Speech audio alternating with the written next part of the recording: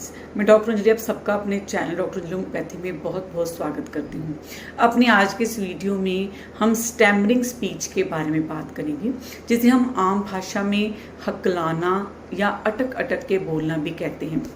ये ज़्यादातर प्रॉब्लम बच्चों में देखी जाती है, लेकिन एज के साथ साथ ये प्रॉब्लम अपने आप ही ठीक होती जाती है। ये पेशेंट्स जो स्टैमरिंग स्पीच वाले पेशेंट्स होते हैं, ये अपनी बात को, सेंटेंस को पूरी तरह से नहीं बोल पाते हैं। बात करते वक्त या तो शुरुआत में वो किसी वर्ड को बार बार रिपीट करते हैं, या उनको बहुत ज़्यादा ज़ोर लगाना पड़ता है किसी वर्ड को अपने मुंह से बाहर निकालने में। कुछ खास तरह के लेटर्स वो नहीं बोल पाते हैं, या पूरी बात सही बोल लेते हैं और एंड वाले पार्ट में वो अटक जाते हैं, हकला के बोलते हैं। मीन्स किसी भी सेंटेंस को एक ही बार में ठीक तरीके से नहीं बोल पाना, अटक अटक के, रुक रुक के, या किसी वर्ड को रिपीट कर कर के बोलना, ऐसी स्पीच को हम स्टैमरिंग स्पीच या हकलाने की समस्या कहते हैं। इस प्रॉब्लम के बहुत से रीजंस हो सकते हैं। इनको हम जेनेटिक फैक्टर्स भी इसके पीछे रीज़न हो सकता है। मीन्स अगर पेरेंट्स में प्रॉब्लम है तो बच्चों में आने के चांसेस बढ़ जाते हैं। सेकेंडली, कुछ जो न्यूरोलॉजिकल प्रॉब्लम हो सकती है, लाइक कि पेशेंट को जो ब्रेन से मैसेज आता है वो पूरी तरह से कन्वे नहीं हो पा रहा है, जिसकी वजह से स्टैमरिंग की स्पीच हो जाती है।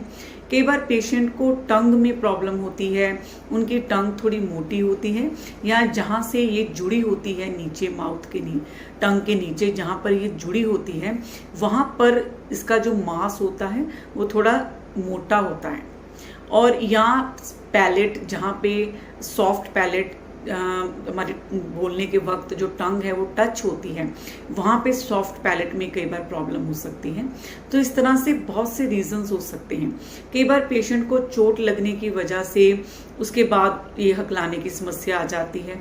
और ज़्यादातर साइकोलॉजिकल फैक्टर्स भी होते हैं, जैसे पेशेंट के मन में कोई सबकॉन्शियसली डर है जिसकी वजह से वो प्रॉपरली बोल नहीं पाता है, या कई बार जो पेशेंट्स हैं उनको बाहर स्ट्रेंजर्स के सामने जब बोलना पड़ता है या कोई हाई अथॉरिटी से बात करनी पड़ती है, उस टाइम पे वो हकलाते हैं, अदरवाइज वो ठीक तरह से बोलते हैं।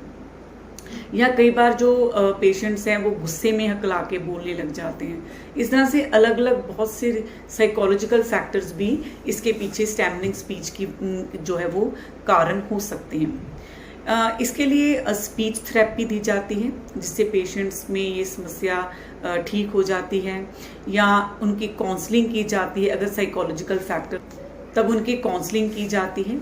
या कई बार जो पेशेंट्स हैं उनको फिर होम्योपैथिक ट्रीटमेंट दी जाती है।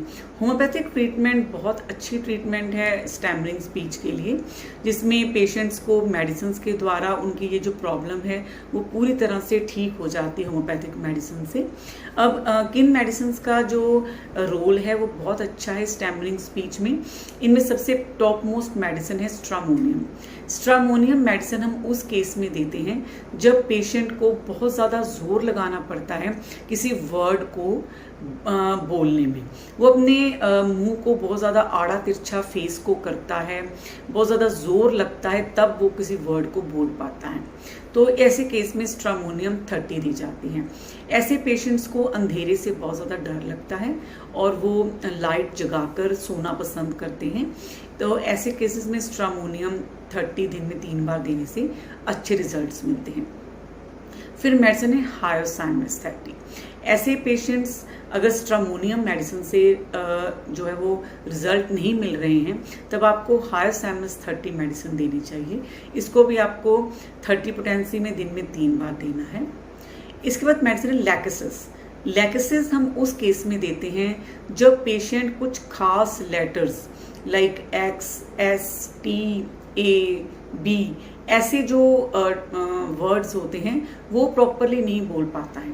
ऐसे वर्ड्स पे वो अटकता है, लेटर्स पे अटकता है, और जिन वर्ड्स में ऐसे लेटर्स आते हैं वो बीच में ये जो वर्ड्स है प्रॉपर ठीक ढंग से उससे नहीं बोल होते हैं। तो ऐसे केसेस में लैकेसिस 200 सिंगल डोज आप वीकली रिपीट कर सकते हैं।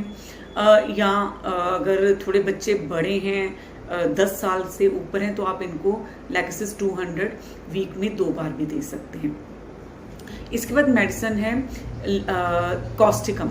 ऐसे पेशेंट्स जब बहुत ज़्यादा मेंटली एक्साइटेड होते हैं तब वो हकलाकर बोलने लग जाते हैं, तो ऐसे पेशेंट्स में कॉस्टिकम 30 दिन में 3 बार देनी चाहिए। ऐसे पेशेंट्स को जो है वो वोकल कॉर्ड्स की भी प्रॉब्लम हो सकती है, और ऐसे पेशेंट्स को दूसरों की जो सफरिंग्स हैं उनके प्रति बहुत ज़्यादा उनको हमदर्दी होती है। Great sympathy for the suffering of the others ऐसे पेशेंट्स में देखी जाती हैं। इसके बाद मेडिसिन है लाइकोपोडियम। लाइकोपोडियम उस केस में बहुत अच्छा काम करेगी जब पेशेंट पूरा सेंटेंस सही बोल लेता है लेकिन एंड वाले पार्ट में आकर वो अटक के बोलने लग जाता है, रुक रुक के या हकलाकर बोलने लग जाता है। तब लाइकोपोडियम 30 दिन में 3 बार देने से अच्छे रिजल्ट्स मिलते हैं। ऐसे पेशेंट्स को गैस की समस्या रह सकती है, डाइजेस्टिव प्रॉब्लम्स ऐसे पेशेंट्स में देखी जाती हैं।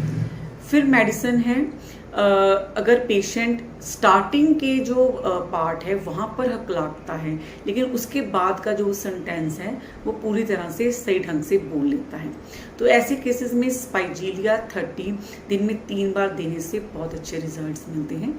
ऐसे पेशेंट्स में लेफ्ट साइडेड हेडेक, माइग्रेन की प्रॉब्लम आपको ऐसे मिल सकती है ऐसे पेशेंट्स में।